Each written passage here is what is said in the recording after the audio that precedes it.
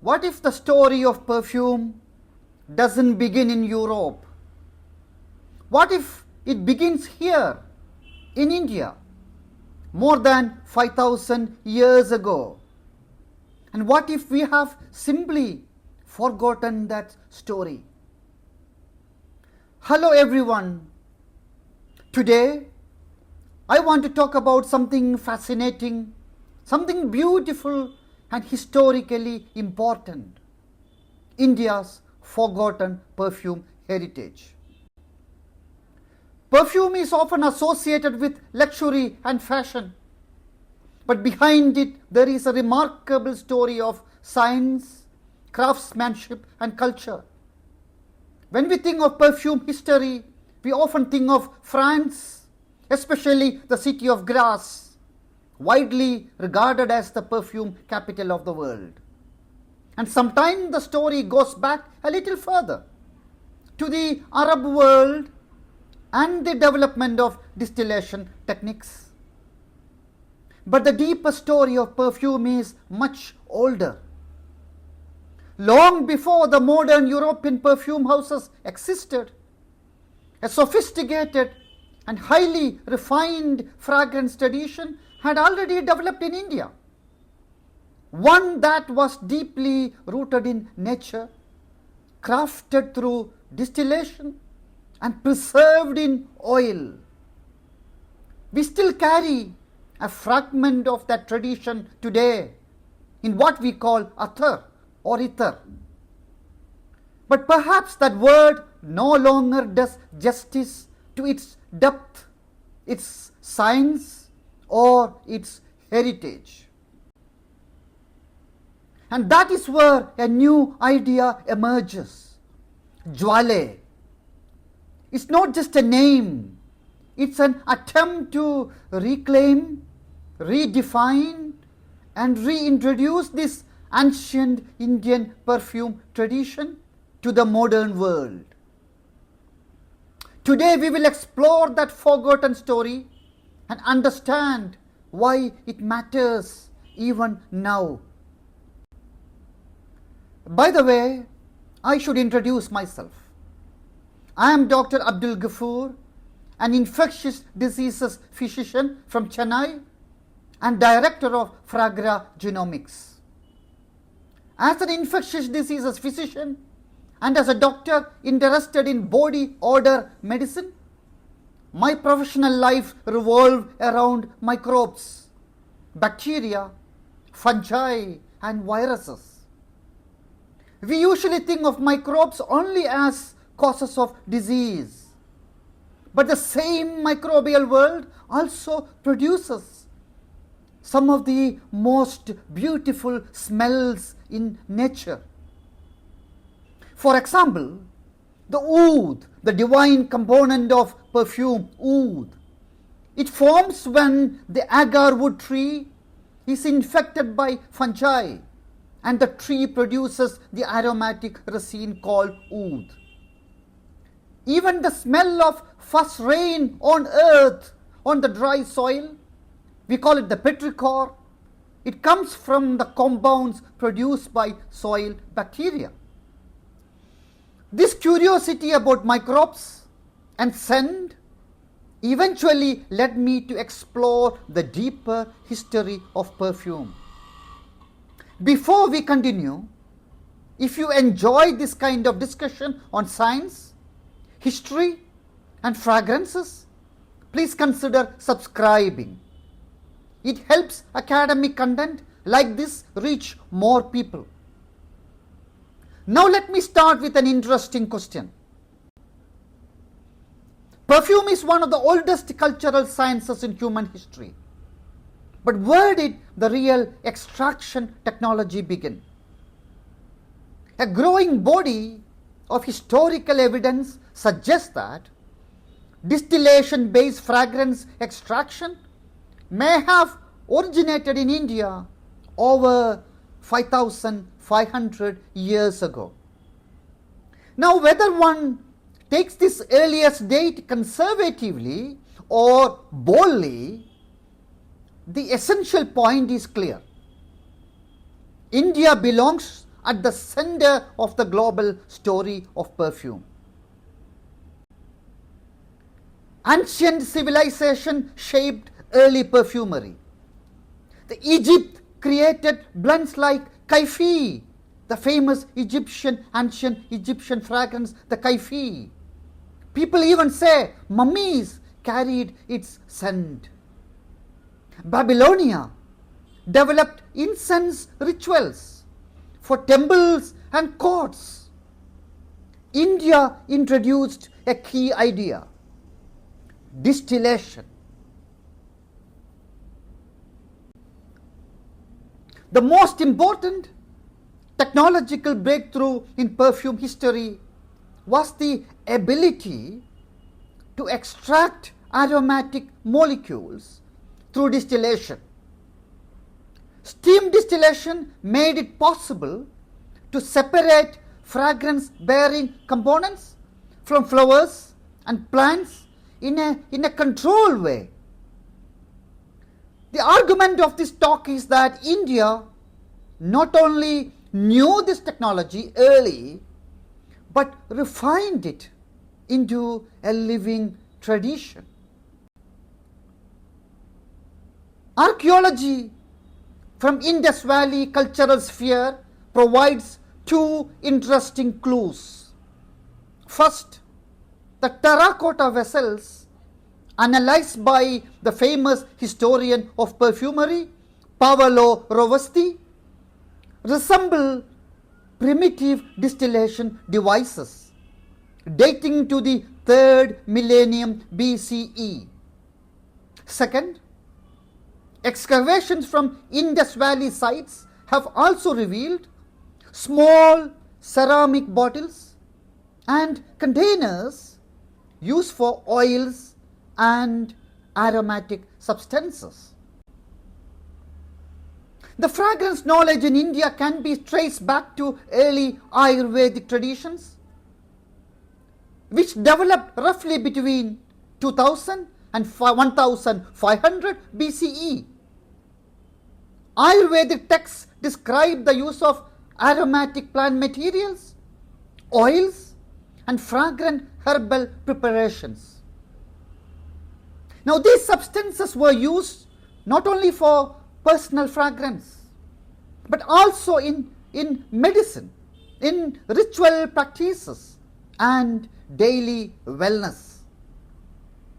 This indicates that the fragrance knowledge in India emerged within a broader scientific and medicinal tradition, rather than simply as a luxury craft. So, long before the organized perfume industries of later centuries, aromatic science was already embedded in Indian medical knowledge in the BCE period. Later Indian scholars would go even further and begin to describe systematic fragrance formulation techniques. One of the most fascinating pieces of evidence for classical Indian perfume science appears in the famous work Brihat Samhrida. Brihat Samhrida, written by the scholar Varaha Mihira in the 6th century CE. In Brihat Samhrida, we find a section known as Gandha Yukti, which describes systematic methods for combining fragrance substances. And Gandha Yukti text explains how different aromatic materials can be blended in a structured combination to produce a large number of fragrance variations. This is not simply perfume making by intuition. It is a formal framework for fragrance formulation, showing that perfumery in India had already reached a level of analytical sophistication. For centuries, this is how fragrance was made in India. The Indian distillation tradition evolved into a remarkably elegant system called the bhapka system. It has been used for centuries and possibly reflects much older lineage of technical refinement. It is not just a museum object, it is still very much alive today. Now let us look inside the deg bhapka system. The process begins in the deg. Deg is a copper vessel. In this copper vessel, flowers or plant materials and water are heated, gently heated. As the temperature rises, the vapor carries fragrance molecules through the connecting pipe. And the vapor then enters the bhapka, another vessel. It is a receiving vessel that contains sandalwood oil. In this bhapka, condensation and absorption occur, and the fragrance is captured in the oil form. The deg bhapka system may look very simple, but scientifically it's remarkably sophisticated. First, there is a controlled heat transfer. Flowers are heated gently so that the aromatic molecules are released without burning the plant material. And then there is a vapor transport. The steam acts as a carrier, moving these volatile organic compounds through the apparatus. And then there is the oil absorption and stabilization. In the receiving vessel, bhapka, sandalwood oil captures these aromatic compounds and helps preserve their complexity.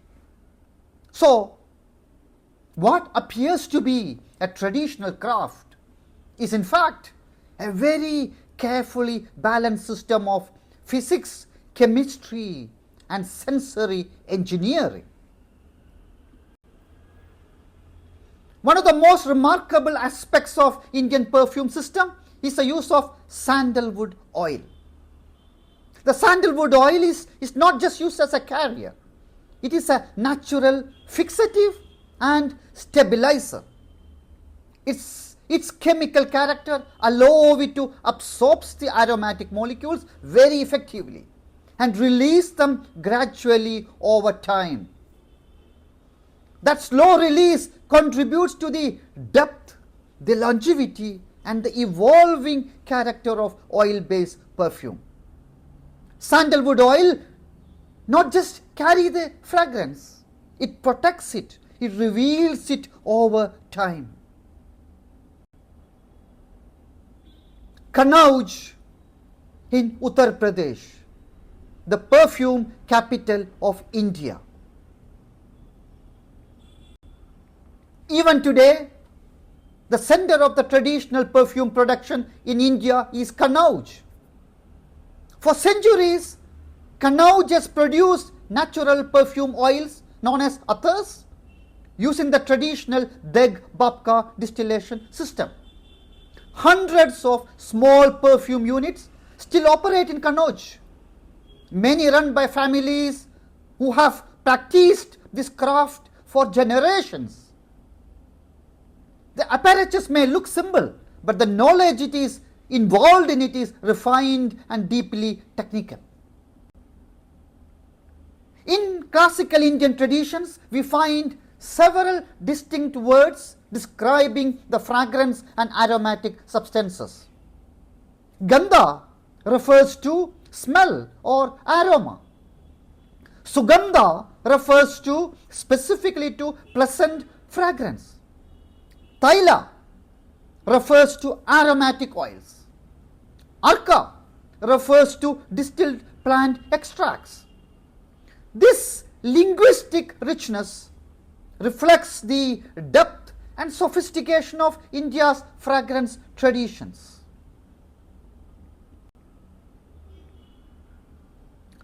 By this time, India had already developed a sophisticated culture of fragrance.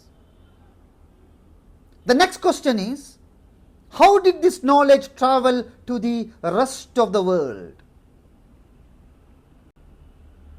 This map illustrates the broad historical movement of perfume knowledge across regions and centuries. So we know that evidence from the early Indian texts shows perfume science was already well developed in India in ancient times. Now, through the trade across the Indian Ocean, these aromatic materials, the technology and perfume travel from India to the wider West Asian world, to the Persian and the Arab world. Now, within this expanding intellectual culture of the medieval Islamic world, the West Asian world, scholars there documented and systematized many aspects of chemistry, medicine and perfumery. The Arabic scientific writings preserved and expanded the knowledge about distillation, aromatics and medicinal plants. During the medieval period, Arabic became one of the major languages of science. And many scientific works, including those touching on fragrance and distillation, circulated in Arabic. Now from this area, the West Asian world, some of these ideas later traveled to Al-Andalus. Al-Andalus is a historical region in Spain. And later, the translation movements in places like Al-Andalus helped transmit this knowledge into Latin reading Europe. The documents were translated from Arabic to Latin and then that traveled to Europe. Al-Andalus became an important bridge through which scientific knowledge entered the medieval Europe. This tradition eventually influenced the later development of European perfumery. Now, meanwhile, in India, the traditional oil-based perfume system didn't disappear. It survived as a continuous craft tradition. When perfume knowledge moved into the Persian and Arabic intellectual traditions, the terminology changed. It became attar or ether. Attar means fragrance. In Arabic it means fragrance. Now over time, the words like attar and ether became widely adopted across the regions. And today, attar is the global name for oil-based perfumes. Now there is an important conceptual shift here. In earlier Indian traditions, there were multiple scientific terms and classifications for different types of aromatic preparations. But as the knowledge moved westward, the terminology became broader, more generalized, but became simpler. The term attar was very simple. Europe was using oil-based or fat-based perfumes earlier. From around 14th century, a major change started. Alcohol started to be used as solvent.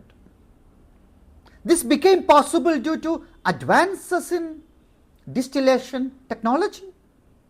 These aromatic oils were extracted. The aromatic oils that were developed through the steam distillation technology that traveled from India to West Asia, to Andalus and to the Europe, these oils were extracted and then mixed with the alcohol. This created a new type of perfume system. And these alcohol-based perfumes were lighter and more volatile and evaporated faster and projected more. And over time, this alcohol-based perfume system became widely used and commercially dominant. The oil-based perfume and alcohol-based perfumes behave very differently on skin. Oil-based perfume generally evaporate more slowly. They unfold in layers and layers, and they feel deeper and they feel more intimate. At the same time, the alcohol perfume projected quickly, brightly, and their evolution can be faster. Neither system is inherently inferior. They simply create different olfactory experiences. The oil-based perfume work remarkably well in tropical climates such as India or West Asia. In heat and humidity, the alcohol-based perfume evaporates very quickly and changing the way the perfume behaves. But the oil-based perfume evaporates slowly, interact closely with the skin, and evolve more gradually through the day. Now, there is another beautiful way to understand the difference between alcohol-based perfume and oil perfume. The alcohol perfume behaves like a song that is bright, clear, and immediate, while the oil-based perfume behaves more like a symphony with multiple layers emerge slowly, and different notes appear over time. The fragrance becomes more intimate, and more personal. The journey of perfume knowledge is not one way. The technology of oil-based perfumery developed and evolved in India over centuries. The technology traveled westward to Persia and the Arab world. But there the terminology changed. It became attar and ittar. Now, later, through the Persianate influence and Mughal courts, the word attar returned to India. So what returned was not a new technology. It was a new word. The technique remained fundamentally the same. The tradition remained Indian. But the word attar became widely adopted across India. It was used in everyday social life. In India, the oil-based perfumes were woven into many levels of life. They appeared in homes, in courtly culture, and in ritual environments. Also in systems of traditional wellness. The oil-based perfume in India was not a niche luxury. It was part of a civilizational fragrance culture. A civilization of scent. And then came the colonial disruption. During the colonial period and the industrial age, alcohol-based perfume gained visibility and commercial power. European perfume houses expanded production, they expanded branding, and they expanded global distribution. The traditional oil-based perfumes did not disappear because they were inferior. They lost its ground because market, institutions, and the prestige structures changed.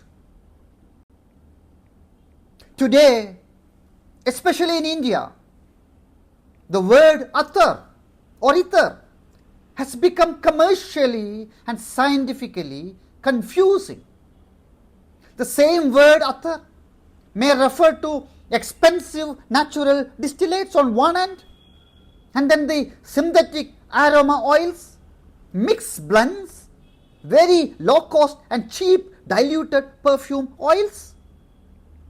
So when one word is used for many completely different products, the category loses clarity, it loses trust and perfume identity.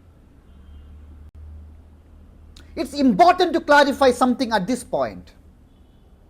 In many Middle Eastern countries, attar remains a respected and well understood category. The usage traditions are stronger in these areas and category identity is often clearer. So the problem is not with the word attar everywhere. The problem is that in India, the word has become too broad to define quality and the method with precision. In science, in culture, and in commerce, naming matters. A strong name defines method, origin, and standards. It creates identity, and identity builds trust and value. We already understand this very well in the modern world. The words like champagne, Persian carpet, Murano glass, these are not just products. They represent heritage, craftsmanship, and authenticity built over centuries. A single word carries history, geography, and quality. That is the power of naming. And that is exactly what we are trying to achieve here.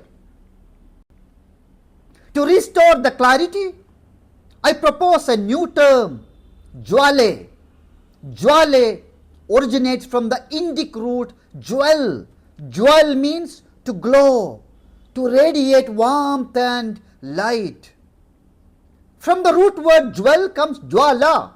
JWALA, a word that exists in the language already. JWALA meaning flame. Now, building on this linguistic base of JWALE and JWALA, I have derived a new term, JWALE. This is a coined word. It doesn't exist in traditional usage or language. Now, in linguistic terms, JWALE is a derivational formation from the Indic root jewel.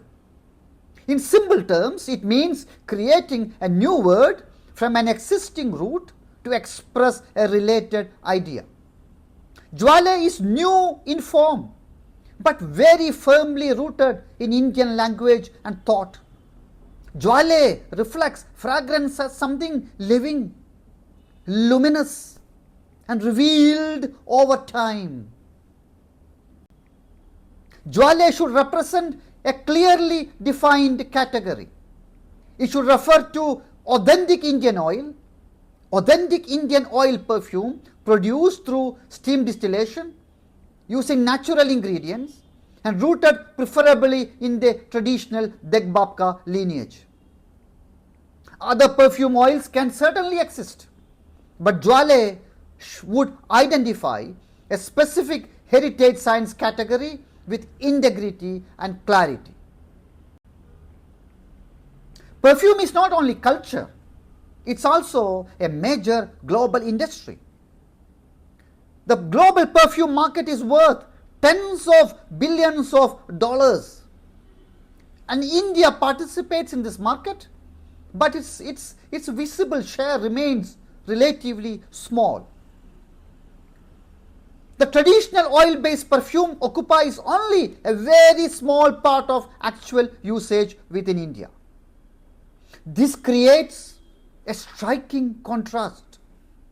The country that helped shape perfume distillation hasn't yet translated that heritage into category leadership.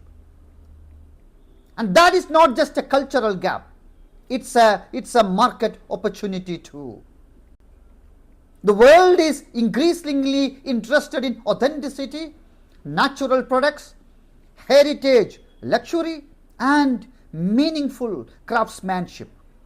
India already possesses the historical knowledge, the artisanal base, and the narrative depth needed to build a premium oil perfume category. When we look at the global perfume history, we see many contributions from many civilizations. But India contributed something unique, a refined distillation system for oil-based perfume. And this story is not just about perfume, it's about knowledge.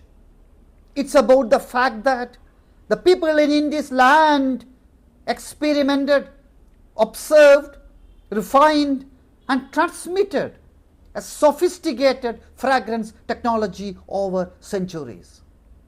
The younger generation of India should know this history, not as a nostalgia alone, but as an example of innovation with present day relevance. At the beginning of this talk, I suggested that the story of perfume might not begin in Europe. By now, you can see why. India created something extraordinary, a perfume tradition refined over centuries through observation, craft, and technical understanding. This is not just history, it's a living science. More than 5,000 years ago, India learned how to capture the fragrance of flowers. Today, we have the opportunity to give that knowledge a clear identity again. And that future begins with JWALE. Wear JWALE with pride. Thank you for listening.